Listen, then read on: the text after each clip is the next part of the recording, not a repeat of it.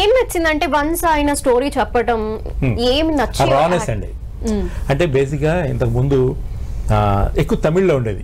అంటే ఈ చాలా మంది డైరెక్టర్స్ తమిళనాడులో చాలా చిన్న రిమోట్ విలేజెస్ నుంచి వచ్చిన వాళ్ళు చాలా మంది ఎక్కువ మంది ఉన్నారు డైరెక్టర్స్ లో. సిటీ బ్యాక్ డ్రాప్ లో ఉండేవాళ్ళు కదా, రిమోట్ విలేజెస్ నుంచి వచ్చిన వాళ్ళే. అంటే భారతీరాజా గారు శిష్యులు, భాగ్యరాజా గారి శిష్యులు, ఎక్కడెక్కడ ఊరు నుంచి వచ్చిన ఇప్పుడు మీకు వెట్రిమారన్ గారు కానీ, లేకపోతే మా ఇంకెవరు పారంజిత్ గారు కానీ, ఇంకా కొంతమంది డైరెక్టర్స్ ఉన్నారు. వాళ్ళు చూసారు వాళ్ళ సినిమాలో ఆ నేటివిటీ స్పష్టంగా ఉంటుంది. అంటే ఆ ఊరు, ఆ రానెస్, ఊళ్ళో ఉండే వాట్ ఎవర్ ఏదైతే ఉండదు అది ఇప్పుడు రీసెంట్ గా తెలుగులో స్టార్ట్ అయింది. అవును. ఇప్పుడు దానివల్ల ఏమవుతుందంటే ఇప్పుడు వాళ్ళ ఊరి నుంచి వచ్చాడు కాబట్టి వాళ్ళ యాక్సెంట్ ని తను ప్రపంచానికి చూపించాలి. ఇప్పుడు మన కడప, మన రాయలసీమ అనగానే ఒకటే యాక్సెంట్ అనుకుంటాం, తెలంగాణ అనగానే ఒకటే యాక్సెంట్ అనుకుంటాం, ఆంధ్ర అనగానే ఒకటే యాక్సెంట్ అనుకుంటాం. కానీ జిల్లాకి సౌండ్ మారిపోతూ ఉంటుంది. సో తను టిపికల్ గా తను వచ్చిన ప్లేస్ యొక్క ఆ నేటివిటీని, వాళ్ళ సంస్కృతిని, వాళ్ళ యాసని దీన్ని ఇందులో పెట్టి మా అందరి చేత దాన్ని పర్ఫెక్ట్గా ప్రాక్టీస్ చేయించి బేసిక్గా అది మీకు రేపు పొద్దున కొత్తగా ఉంటుంది. అది చూసేవాళ్ళు కూడా ఒక కొత్త ఫ్రెష్నెస్. ఇప్పుడు కథలన్నీ కూడా ఇవే కదండి. ఇప్పుడు అన్ని ఈ రూట్స్ నుంచి వచ్చే కథలను ఎక్కువ ఇష్టపడుతున్నారు బేసిక్గా. మళ్ళీ ఆడియన్ యొక్క మైండ్ సెట్ బ్యాక్ వెళ్తుంది. ఇప్పుడు చూడండి, మన కల్కి వచ్చింది. కల్కిలో లాస్ట్లో ఒక్కసారి ప్రభాస్ మన కర్ణుడిగా రివీల్ అవగానే అరే పార్ట్ 2 ఎప్పుడు వస్తా, పార్ట్ 2లో ఏమైనా మహాభారతం ఉందా, కర్ణుడు అర్జునుడు ఇష్యూస్ ఏమైనా ఉన్నాయా అనే ఒక థింకింగ్ లో మనం వెయిట్ చేస్తున్నాం. మన బాహుబలి ఎంత పెద్ద సక్సెస్ కావడానికి కూడా కారణం అదే. సో మనం ఏంటంటే మన రొటీన్ కథలు చూసి రొట్ట కథలు చూసి బోరెక్కిపోయి మళ్ళీ వెనక్కి ప్రపంచం. ఈవెన్ జనరేషన్ ఆల్సో కూడా మళ్ళీ వెనక్కి వెళ్తున్నాయి. ఇప్పుడు చూసారు కదా ఇది రాగి సకట్లు, జొన్న రొట్టెలు. ఒకప్పుడు వాటిని పేదవాళ్ళు తింటున్నారు, జొన్న రొట్టి, సజ్జ రొట్టి. ఇప్పుడు హెల్దీ, కాస్ట్లీ.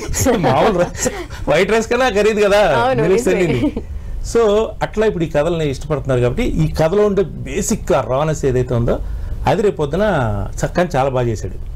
ఎందుకంటే చూసాను కదా, మొండి మనిషి వినేవాడు కాదు. నేనే ఎన్నోసార్లు ఎందుకు సింగ్ సౌండ్ అవసరమా నీకు, షెడ్యూల్ ఇది అవుతుందని కూడా అసలు ఏమనుకున్నాడో అదే తీసాడు. కాకపోతే సింగ్ సౌండ్ బాగా ఎంజాయ్ చేసాము. కరెక్ట్ గా ఏదో పంచాయతీ సీన్ జరుగుతుంది, వాడు ఎవడో ఒకటి మీద అరవాలన్నమాట. వాళ్ళు ఒరిజినాలిటీ బయటకు వచ్చి ఏదో బూతుపాటు అనేసాడు. కూర్చున్న వాళ్ళు కూర్చుంటే పడిపోయారు అందరూ నమ్మలేక. ఇలాంటి కామెడీలు చాలా జరిగేవి లైవ్ లో. అర్థమవుతుంది, మీరు అది ఎంజాయ్ చెప్పలేదు కానీ అంటే వాళ్ళు ఒరిజినాలిటీ బయటకు వచ్చేది. అంటే ఊరోళ్ళని అలా యూజ్ చేసుకున్నాడు తను. దీంట్లో చాలా బాగుంటుంది. అంటే ఆ స్మెల్ బాగుంటుంది రేపు పొద్దున చూసినప్పుడు ఇది చూసేవాళ్ళకి. ఓకే, ఆయన ఎక్సైట్మెంట్ పెంచేస్తున్నారు చెప్పి. శరణ్య గారు, శశి గారు, ఎవరైనా అంటే తెలుగు అమ్మాయి అదే మంచి లవ్ స్టోరీలో లేదంటే ఇంకా గ్లామరస్ గా కనిపించే రోల్స్ ఇట్లాంటివి ఏమైనా వస్తే బాగుంటుంది అని ఎక్స్పెక్ట్ చేస్తూ ఉంటారు. అలాంటి టైంలో ఇలాంటి స్టోరీ, ఒక subject, village backdrop accept చేసుకోగలిగారా? మిమ్మల్ని మళ్ళీ రికగ్నైజ్ చేస్తారా లేదా? యాక్చువల్లీ నేను ఇంకా చాలా లక్కీగా ఫీల్ అయ్యానండి. ఎందుకంటే మీరు అన్నట్టు అలా లవ్ స్టోరీస్ మనకి ఇయర్ లో చాలా వస్తుంటాయి, జనరల్లీ చూస్తుంటాము. కాకపోతే అలాంటివి డ్రీమ్ రోల్స్, మనం కూడా ఒక లవ్ స్టోరీ చేయాలని. కానీ ఇలాంటి ఒక రోల్ చేస్తే ఫస్టే తెలిసిపోతుంది దట్ ఓకే ఈ అమ్మాయికి యాక్టింగ్ వచ్చు, పర్ఫార్మెన్స్ వచ్చు. నేను థియేటర్ చేసినప్పటి నుంచి కూడా అలా అనుకున్నా, మంచి పర్ఫార్మెన్స్ ఉన్నది రావాలి అని. సో అలా. అండ్ మీరు నాకు చాలా మంచి క్వశ్చన్ అడిగారు, ఫస్ట్ హాఫ్ చూసి ట్రైలర్ ఏమన్నా మిస్లీడ్ అవుతుందా అని చెప్పి. ఇప్పుడు రఘు గారు చెప్పినట్టు ఇప్పుడు అంతా చాలా సింపుల్ లైన్స్ తో స్టోరీస్ అరౌండ్ అవ్వడం అలాంటివి చూస్తున్నాం మనం. So this is a story something like that. ఇప్పుడు మన లైఫ్ లో ప్రతి ఒక్కరు ఏదో ఒకటి చేయాలి, మన రిలేటివ్స్ ఏదో ఒకటి పాయింట్ అవుట్ చేస్తుంటారు, నైబర్స్ ఏదో ఒకటి పాయింట్ అవుట్ చేస్తుంటారు. All you want is respect, మనకి ఆ గౌరవం కావాలని. బాలు కూడా అలాంటి వాడే. ఆ టాకీస్ ని ఎలాగోలా ఏదో ఒకటి చేసి దాన్ని నిల్చోబెట్టాలి, నలుగురిలో తనకి పేరు రావాలని. కానీ అలా కొంచెం సైడ్ ట్రాక్ వెళ్ళి ఈజీ పాత్ కోసం ఫస్ట్ లో అలాంటి ఫిల్మ్స్ వేసాడు. బట్ దాని కాన్సిక్వెన్సెస్ ఏంటి, మళ్ళీ బాలయ్య గారు ఫిల్మ్ వేసిన తర్వాత ఏమైంది అనేది ఇస్ ఆల్ అబౌట్.